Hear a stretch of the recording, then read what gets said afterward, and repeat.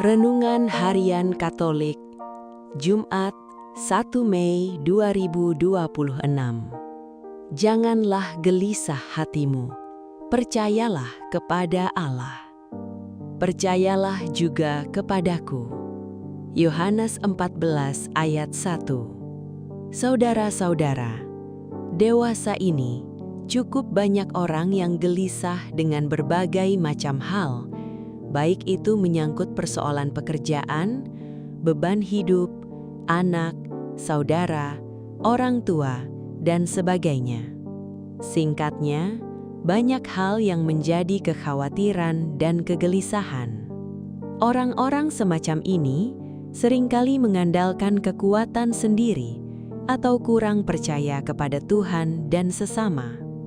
Bacaan Injil hari ini, Yohanes 14 ayat 1-6, mengingatkan kita untuk beriman dan percaya kepada Tuhan. Beriman berarti mengubah cara berpikir, bertindak atau kerja kita yang mungkin selama ini hanya selalu mengandalkan kekuatan diri sendiri atau bahkan pada orang tertentu. Mereka berputar-putar dengan dirinya, dengan persoalan hidupnya, tanpa melibatkan Tuhan dan sesama. Dengan iman, cara berpikir Allah dan bertindak Allah menjadi pedoman bagi kita. Sebagai contoh, apabila hati gelisah dan terbebani karena suatu dosa tertentu, datanglah kepada Tuhan, mohon ampun kepadanya dalam sakramen tobat. Percayalah bahwa Tuhan kita adalah Tuhan yang Maha Rahim, yang mengampuni segala dosa-dosa kita.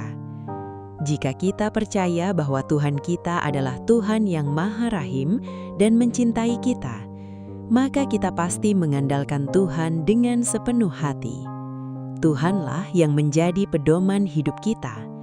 Dalam Dialah kita mempunyai hidup, yakni keselamatan kekal. Kegelisahan kerap muncul karena ketidakpastian di masa kini dan masa depan.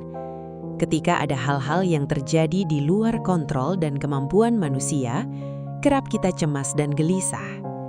Contoh paling konkret terjadi di hadapan kematian orang yang paling kita sayangi. Kita tidak tahu pasti tentang hidupnya sesudah kematian, dan kita juga mengalami ketidakpastian dalam hidup sesudah ditinggalkan orang yang kita sayangi. Tiada hidup tanpa kegelisahan dan kekhawatiran. Ungkapan ini menggambarkan pergulatan hidup manusia di tengah dunia ini. Kegelisahan menimbulkan efek negatif bagi hidup manusia. Ia seringkali menghambat semangat untuk berjuang, bekerja, dan mengejar cita-cita. Ia juga menghambat pertumbuhan iman, harapan, dan kasih pada Allah, sebagaimana dialami para murid saat Yesus mengucapkan wejangan-wejangan perpisahan. Mengatasi kegelisahan dan melenyapkan kecemasan, setiap orang beriman mendapatkan kepastian masa kini dan masa depan dalam kepercayaan kepada Yesus Kristus. Percaya bahwa Dialah jalan, kebenaran, dan hidup. Dialah yang berjanji akan menyediakan tempat di rumah Bapa, karena ada banyak tempat di sana. Bahkan memberi jaminan, dan apabila aku telah pergi ke situ dan telah menyediakan tempat bagimu, aku akan datang kembali dan membawamu ke tempatku, supaya di tempat di mana aku berada, kamu pun berada. Yohanes 14 ayat 3. Keyakinan iman akan Yesus Kristus inilah yang diharapkan memberi pengharapan, membangkitkan sukacita dan kegembiraan bagi setiap orang beriman dalam hidup sekarang, di sini dan di sana, nanti dalam kehidupan kekal. Tantangan hidup dan godaan duniawi kerap menantang untuk kurang percaya pada Tuhan. Karena itulah, setiap orang beriman harus sungguh-sungguh terlibat dalam aneka aktivitas yang menyuburkan imannya di tengah komunitas gerejani. Yesus tidak ingin agar murid-muridnya hidup dalam suasana batin yang negatif. Mereka harus bertahan dalam sikap percaya kepadanya akan penyelenggaraan Allah yang memberi mereka jaminan untuk hidup aman dan damai.